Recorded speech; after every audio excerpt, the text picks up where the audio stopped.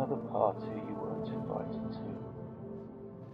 It's for a 6-year-old girl called Maddie or Matty or something, and is pirate themed. A glorious day, deep into August. The heat is stupefying. You brought your suitably attired daughter along earlier and had to stay because this house, the party house, is somewhat remote and you are not able to drive a car or afford one in any case, or rid yourself of the idea that automobiles are fast-moving metal coffins that are murdering the planet to be inherited by the very children we all strap into them all the time without thinking about what we are doing to them, the children, or to it, the planet. You have been anxious about coming. You've been feeling edgy and weird for days now, but there's nowhere to hide anymore, so what can you do? Walking across town, alongside the main road, the whole world, you included, had hummed with the heat. Your daughter's small hand in your own fully grown one. Her chatter way back in the mix, but there all the same, and good. She'd run off to join in as soon as you arrived, leaving you feeling abandoned, exposed, bumbling, and likely to inadvertently offend somehow. The detached cottage on the edge of that small market town had ample gardens front and back, and you wondered once again how other grown-ups were able to own homes and cars, and fly to foreign lands and have careers, and possibly eat beliefs when you were unable, apparently, to do and have these things.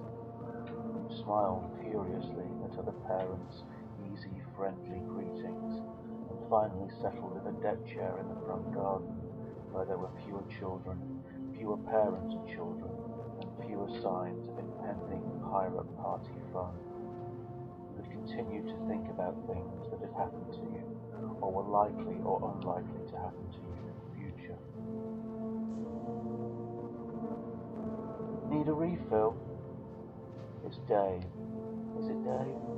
Father of Maddie, host, chief entertainer, lord of his domain, and apparently very much in his element, dressed as a pirate king, offering hectic party fun to 30 kids or more, it feels like more, and homemade ale and wine to the grown-up ones here.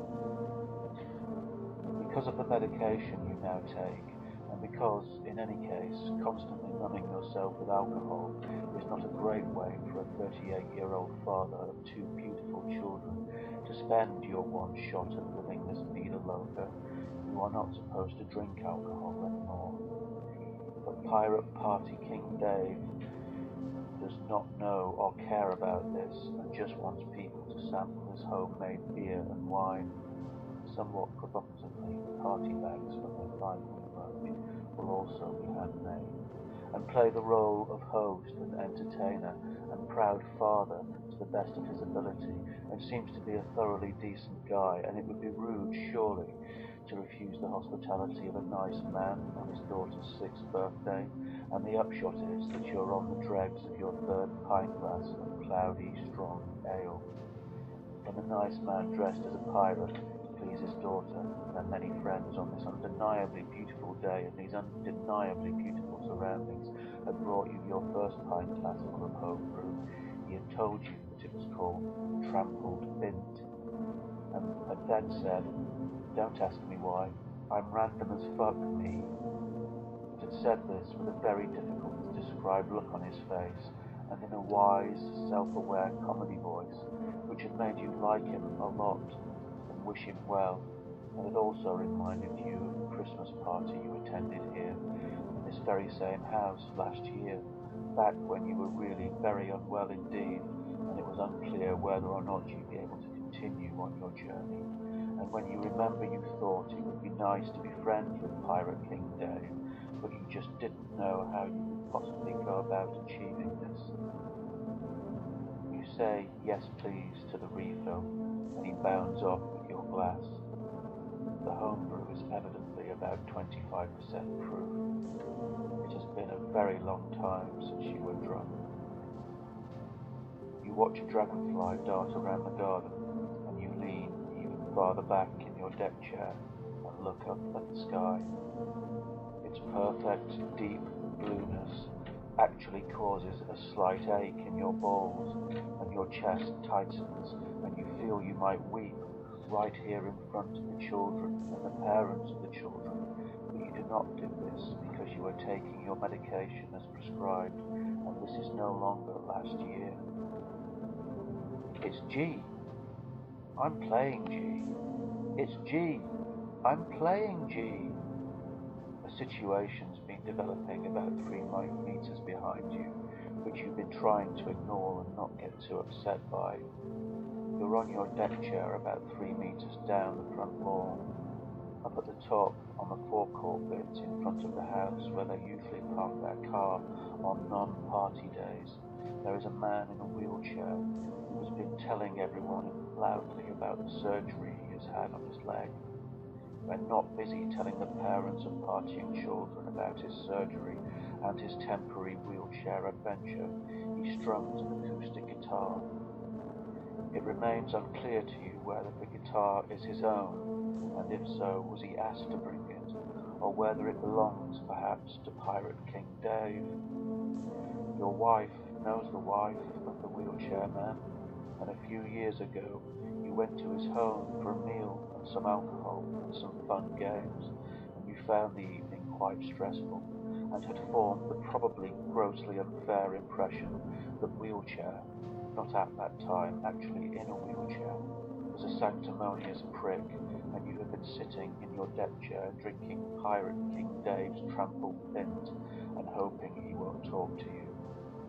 He doesn't talk to you, but a situation has nevertheless developed in that a man with a ukulele who clearly knows wheelchair, it is again unclear to you whether ukulele was asked to bring his instrument to the party or just saunters past small hamlets on the edge of small towns on the off chance that he will be asked to entertain 30 or more children dressed as pirates, has now instigated an impromptu jam session not 3 meters from you, and the pair are really and truly attempting to work out the chords to a song called No Surprises by a pop band called Radiohead, and you feel appalled and embarrassed and wish they would stop and feel sad for them and sad for yourself, and you just know that in a minute one of the men is going to actually start singing the song, and you want this not to happen, and it's making you feel anxious, and as if, and this is mad, but as if when one of the two men, wheelchair or ukulele,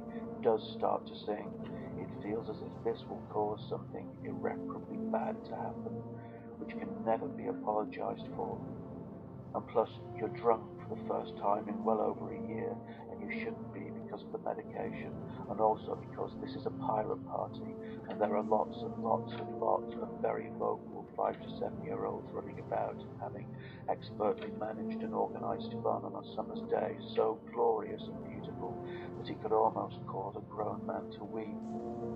And so this situation has been developing, but it is very clear to you that you and you alone are the only one to see or care about this imminent situation to be dealt with, and you are very much the only one who fears the consequences of the situation when it inevitably comes to pass, and that you and you alone have to somehow find your own way through this, if not for your own sake, then for the sake of your beautiful, beautiful partying daughter who, even now, has just emerged from the back garden via the cottage and sped towards the trampoline at the bottom of the front garden, which has been magically and elaborately and somewhat annoyingly transformed for the special day into a pirate galleon, shiver me aching fucking timbers.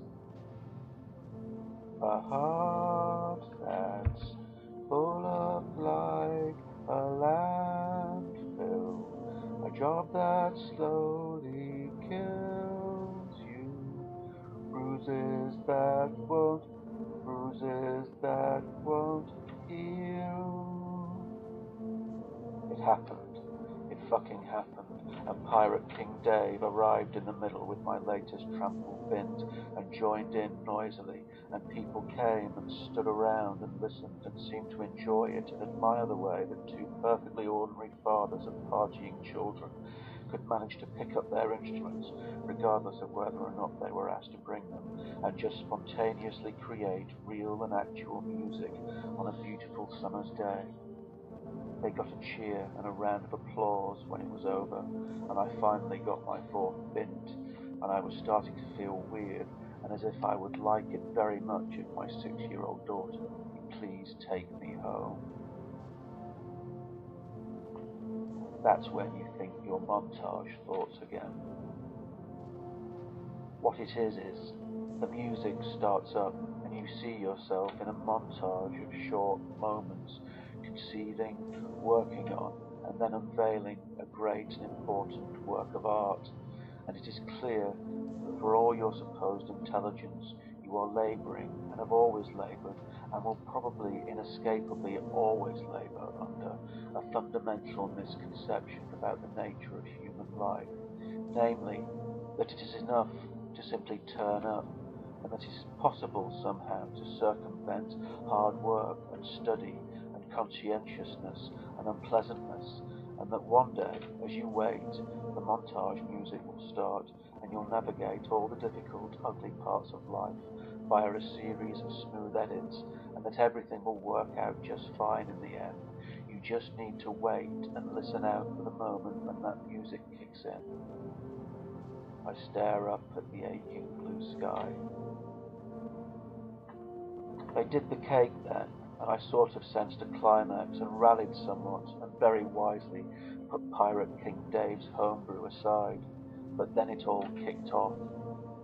It's possible I kind of dozed, or maybe it was a reverie. Whatever, it was as hot as oily fuck in that garden in that deck chair. There were lots of people surrounding me, many of them dressed as pirates, and at least one still strumming a ukulele. There were voices of adults and of children. The adults were talking about holidays or television programs or the jobs they did. It was hard to tell what the children were talking about.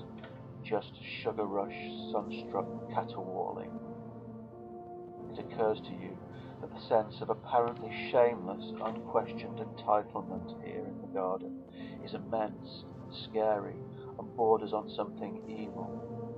You think of all the people in the world, all your brothers and your sisters, who don't get to doze in a deck chair while their plump and healthy children play safely. You hate every person here, yourself most of all. You think that maybe your lack of gratitude may well be the worst of the many bad things about you. But then you imagine a woman reclining on a sun lounger by a shimmering swimming pool. The woman is dark-skinned and slim, her face mostly hidden by sunglasses and a wide-brimmed straw sun hat. You know, without knowing how you know, that this place is in Somalia in Eastern Africa. And then you are the woman, and you are watching as an athletic young man in swimming trunks walks by you from right to left, and you watch the muscles moving beneath his dark brown skin, and you feel the sun on your own skin, and you bring up your right leg so that the sole of its foot is flat on the lounger, and your tongue darts out and licks your lips, and you feel thirsty. Uncle Jonathan! Someone heavy has just jumped into your lap, and you say, Jesus fuck. You are confused and frightened, and are conscious of a raging and painful tumescence in your flimsy shorts. It's Maddie or Matty, the birthday girl, happily squirming on top of your erect penis. She is wearing a bandana and a blue and white striped top, and has a thick black moustache drawn onto her upper lip. She smells of sun cream and chocolate, and you have no fucking idea why she would know your name, let alone why she has been instructed to refer to you as Uncle. Hello. Happy birthday. Unhand me, you, swab. The erection is still there and appears encouraged by all the squirming and jiggling. The flimsiness of your shorts material and corresponding erect cock visibility ratio are causing you some considerable pedo-esque stress, and a homebrew headache has begun to pulse behind your left eye. Uncle Jonathan? Yes? You're weird. Bye. And she bounds off down the garden. From his place, 3 meters away, Wheelchair has heard and guffaws, but does not comment, and begins to pluck the opening of No Surprises from his guitar once again. The truth of the birthday girl's words stings you, and you wonder once again if you were a monster. Isn't it somehow monstrous to be a stranger in your own life, so remote at all times from everyone and everything, even from those whom you love and who love you? You sit there under the sun, waiting for it to end and to begin.